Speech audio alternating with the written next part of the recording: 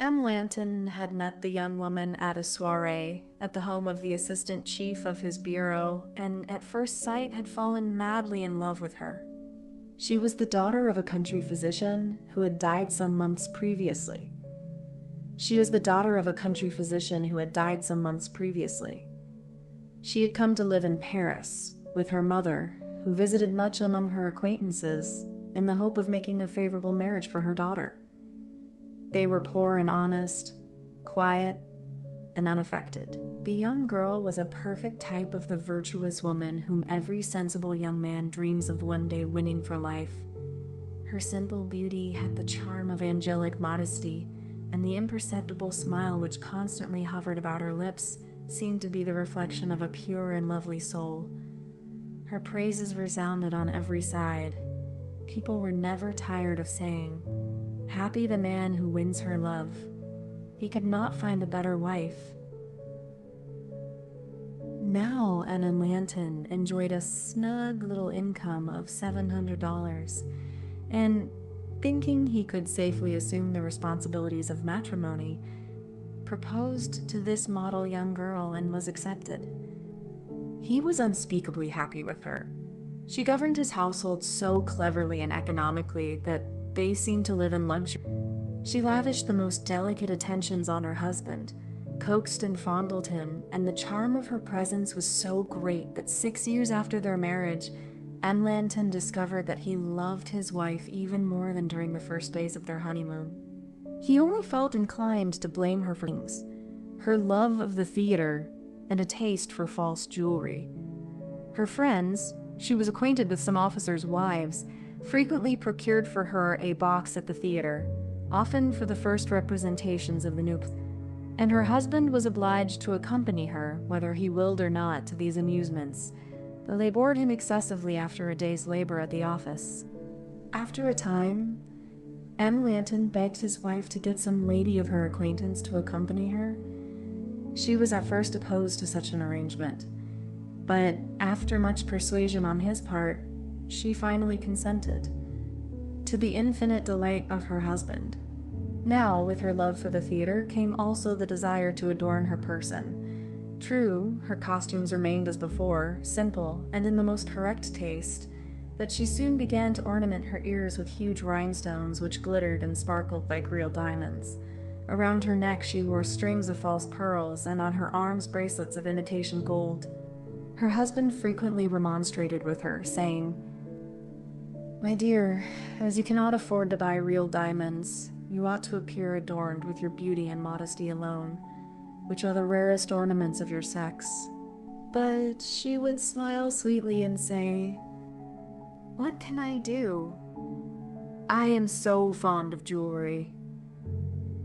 It is my only weakness. We cannot change our natures." Then she would roll the pearl necklaces around her fingers and hold up the bright gems for her husband's admiration, gently coaxing him. "Look, are they not lovely? One would swear they were real." M. Lantin would then answer, smilingly, "You have bohemian tastes, my dear." Often of an evening, when they were enjoying a tete-a-tete by the fireside, she would place on the tea table the leather box containing the trash, as Emma Lantin called it. She would examine the false gems with a passionate attention, as though they were in some way connected with a deep and secret joy, and she often insisted on passing a necklace around her husband's neck, and laughing heartily would exclaim, "How droll you look!" Then she would throw herself into his arms and kiss him affectionately. One evening winter she attended the opera, and on her return was chilled through and through. The next morning she coughed, and 8 days later she died of inflammation of the lungs. M. Lantin's despair was so great that his hair became white in 1 month. He wept unceasingly. His heart was torn with grief, and his mind was haunted by the remembrance, the smile, the voice, by every charm of his beautiful dead wife. Time, the healer, did not assuage his grief. Often during office hours, while his colleagues were discussing the topics of the day, His eyes would suddenly fill with tears, and he would give vent to his grief in heart-rending sobs. Everything in his wife's room remained as before her decease, and here he was wont to seclude himself daily and think of her who had been his treasure, the joy of his existence. But life soon became a struggle. His income, which in the hands of his wife had covered all household expenses, was now no longer sufficient for his own immediate wants, and he wondered how she could have managed to buy such excellent wines and such rare delicacies, things which he could no longer procure with his modest resources. He incurred some debts and was soon reduced to absolute poverty. One morning, finding himself without a cent in his pocket, he resolved to sell something, and immediately the thought occurred to him of disposing of his wife's paste jewels. He cherished in his heart a sort of rancor against the false gems. They had always irritated him in the past, and the very sight of them spoiled somewhat the memory of his lost darling. To the last days of her life, she had continued to make purchases, bringing home new gems almost every evening. He decided to sell the heavy necklace which she seemed to prefer, and which, he thought, ought to be worth about 6 or 7 francs, for although paste it was, nevertheless of very fine workmanship. He put it in his pocket and started out in search of a jeweler's shop. He entered the first one he saw, feeling a little ashamed to expose his misery, and also to offer such a worthless article for sale. "Sir," said he to the merchant, "I would like to know what this is worth." The man took the necklace, examined it, called his clerk, and made some remarks in an undertone. Then he put the ornament back on the counter, and looked at it from a distance to judge of the effect. Lantin was annoyed by all this detail and was on the point of saying, "Oh, I know well enough it is not worth anything," when the jeweler said, "Sir, that necklace is worth from 12 to 15,000 francs, but I could not buy it unless you tell me now whence it comes." The widower opened his eyes wide and remained gaping, not comprehending the merchant's meaning. Finally, he stammered, You say, are you sure?" The other replied dryly, "You can search elsewhere and see if anyone will offer you more. I consider it worth 15,000 at the most. Come back here if you cannot do better." Lantin, beside himself with astonishment, took up the necklace and left the store. He wished time for reflection. Once outside, he felt inclined to laugh, and said to himself, "The fool! Had I only taken him at his word, that jeweler cannot distinguish real diamonds from paste."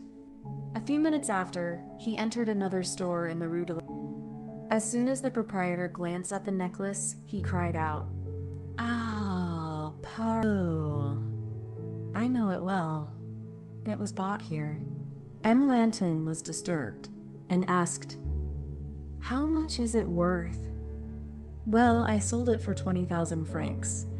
I am willing to take it back for 18,000 when you inform me, according to our malady, how it comes to be in your possession." This time, Lantin was dumbfounded. He replied, But, examine it well. Until this moment I was under the impression that it was paste."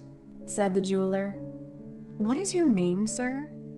"Lantin. I am in the employ of the Minister of the Interior. I live at number 16 Rue des Martyrs." The merchant looked through his books, found the entry, and said, "That necklace was sent to N.E.A. Lantin's address, 16 Rue des Martyrs, July 20th, 1876. The two men looked into each other's eyes, the widower speechless with astonishment, the jeweler scenting the thief. The latter broke the silence by saying, "Will you leave this necklace here for 24 hours? I will give you a receipt." "Certainly," answered Lantin, hastily. Then, putting the ticket in his pocket, he left the store. He wandered aimlessly through the streets, his mind in a state of dreadful confusion. He tried to reason, to understand. His wife could not afford to purchase such a costly ornament. Certainly not. But then, it must have been a present. A present? A present from whom? Why was it given her? He stopped and remained standing in the middle of the street. A horrible doubt entered his mind. She? Then all the other gems must have been presents too. The earth seemed to tremble beneath him. The tree before him was falling. Throwing up his arms, he fell to the ground unconscious. He recovered his senses in a pharmacy into which the passers-by had taken him, and was then taken to his home. When he arrived, he shut himself up in his room and wept until nightfall. Finally, overcome with fatigue, he threw himself on the bed, where he passed an uneasy, restless night. The following morning, he arose and prepared to go to the office. It was hard to work after such a shock. He sent a letter to his employer requesting to be excused. Then he remembered that he had to return to the jeweler's. He did not like the idea, but he could not leave the necklace with that man. So he dressed and went out. It was a lovely day. A clear blue sky smiled on the busy city below, and men of leisure were strolling about with their hands in their pockets. Observing them, M. Lantin said to himself, "The rich indeed are happy. With money it is possible to forget even the deepest sorrow. One can go where one pleases, and in travel find that distraction which is the surest cure for grief. Oh, if I were only rich." He began to feel hungry, but his pocket was empty. He again remembered the necklace. 18,000 francs. 18,000 francs. What a sum! He soon arrived in the Rue de la Paix, opposite the jeweler's. 18,000 francs. 20 times he resolved to go in, but shame kept him back. He was hungry, however, very hungry, and had not a cent in his pocket. He decided quickly, ran across the street in order not to have time for reflection, and entered the store. The proprietor immediately came forward and politely offered him a chair. The clerks glanced at him knowingly. "I have made inquiries, M. Lantin," said the jeweler, "and if you are still resolved to dispose of the gems, I am ready to pay you the price I offered." "Certainly, sir," stammered M. Lantin. Whereupon the proprietor took from a drawer 18 large bills, counted and handed them to M. Lantin, who signed a receipt and with a trembling hand put the money into his pocket. As he was about to leave the store, he turned toward the merchant, who still wore the same knowing smile, and lowering his eyes, said, I have other gems which I have received from the same source. Will you buy them also?" The merchant bowed. "Certainly, sir." Emma Lantin said gravely, "I will bring them to you." An hour later he returned with the gems. The large diamond earrings were worth 20,000 francs, the bracelets 35,000, the rings 16,000, a set of emeralds and sapphires 14,000, a gold chain with solitaire pendant 40,000, making the sum of 143,000 francs. The jeweler remarked, jokingly, "There was a person who invested all her earnings in precious stones." M. Lantin replied, seriously, "It is only another way of investing one's money." That day he lunched at Voisin's and drank wine worth 20 francs a bottle. Then he hired a carriage and made a tour of the bois, and as he scanned the various turnouts with a contemptuous air, he could hardly refrain from crying out to the occupants, "I, too, am rich. I am worth 200,000 francs. Suddenly he thought of his employer. He drove up to the office and entered gaily, saying, "Sir, I have come to resign my position. I have come to resign my position. I have just inherited 300,000 francs." He shook hands with his former colleagues and confided to them some of his projects for the future. Then he went off to dine at the Café Anglais. He seated himself beside a gentleman of aristocratic bearing, and during the meal informed the latter confidentially that he had just inherited a fortune of 400,000 francs. For the first time in his life, he was not bored at the theater, and spent the remainder of the night in a gay frolic. 6 months afterward, he married again. His second wife was a very virtuous woman, with a violent temper. She caused him much sorrow,